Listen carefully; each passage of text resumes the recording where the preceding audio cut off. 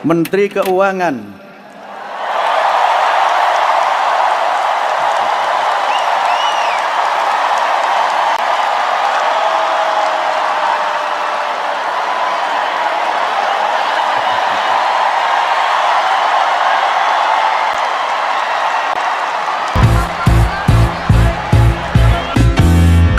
Dear Adonis, I'm sorry that man is your father.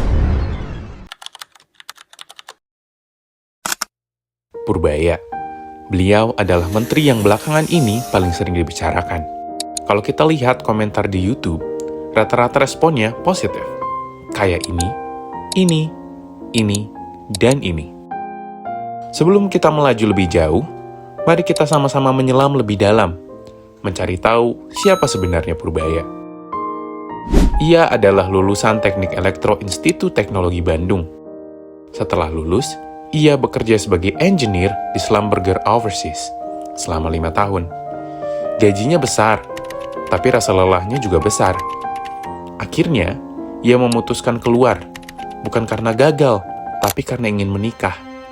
Dan salah satu syarat yang diberikan istrinya adalah melanjutkan studi ke jenjang doktoral. Kerja oke, udah bisa nemenin saya. Tapi saya minta kamu sekolah lagi. Syaratnya itu. Sekolahnya apa? S3. Waduh, bukan S2, enggak S3. Akhirnya, ia mengambil S3 di Purdue University, jurusan ekonomi. Setelah lulus, ia kembali ke Indonesia, bekerja di Dana Reksa. Hingga akhirnya, pada tahun 2024, ia dipercaya menjabat sebagai Menteri Keuangan, menggantikan Sri Mulyani kala itu. Saat ini, Purbaya adalah salah satu menteri dengan tingkat kepuasan publik tertinggi. Ia dinilai cerdas, tanggap, dan berintegritas. Ditambah dengan berbagai keputusan yang mencolok, serta gaya bicara yang Gen Z banget, namanya tentu naik dengan cepat. Ini kan saya masih pejabat baru di sini, menterinya juga menteri kagetan. Jadi kalau ngomong, katanya, kalau kata Bu Sri Mulyani, gayanya koboi. Waktu di LPS sih nggak ada yang monitor, jadi saya tenang. Meski sempat di demo sehari setelah menjabat sih, namun pertanyaan terbesarnya adalah, mengapa ia begitu populer? Bahkan terlihat lebih menonjol dibandingkan menteri yang lain. Jawabannya hanya satu. Kompeten.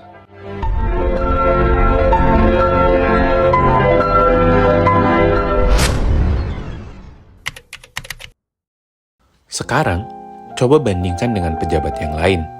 Ada yang terlihat bekerja, tapi jatuhnya malah jadi caper. Bekerja demi kamera, demi citra, agar terlihat paling sibuk dan paling peduli. Ibarat sebuah kelompok presentasi, ada satu orang yang tidak berkontribusi sejak awal.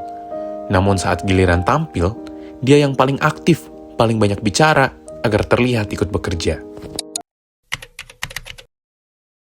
Lalu, apa sih yang sebenarnya terjadi? 3 hal yang sudah disebut tadi, cerdas, tanggap, dan berintegritas, sebenarnya adalah standar minimum seorang pejabat negara. Karena memang itulah yang seharusnya dilakukan. Lalu kenapa masyarakat justru merasa antusias ketika mendapat menteri seperti Purbaya? Ini bukan soal baik atau buruk. Ini soal kebutuhan akan kompetensi di bidang yang dipegang. Apalagi ketika yang dibahas adalah seorang menteri. Idealnya, menteri dipilih berdasarkan keahlian, bukan karena koalisi, bukan karena relasi, bukan pula karena ikatan janji.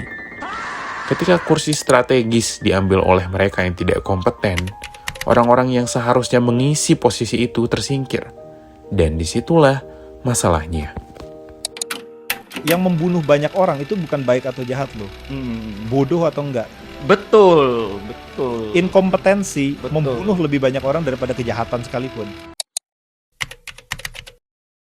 Ketika orang-orang kompeten tersingkir dari ruang strategis, yang terdampak bukan hanya kebijakan, budaya jadi ikut berubah. Mereka yang bekerja keras perlahan belajar satu hal, bahwa kerja tidak selalu menentukan. Dan pelan-pelan, sistem kehilangan orang terbaiknya.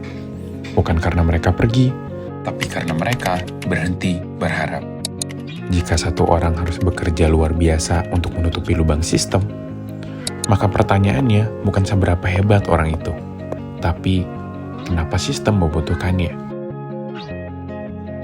Lalu, apakah hanya Purbaya yang mampu menjadi pemimpin terbaik di era Presiden Prabowo?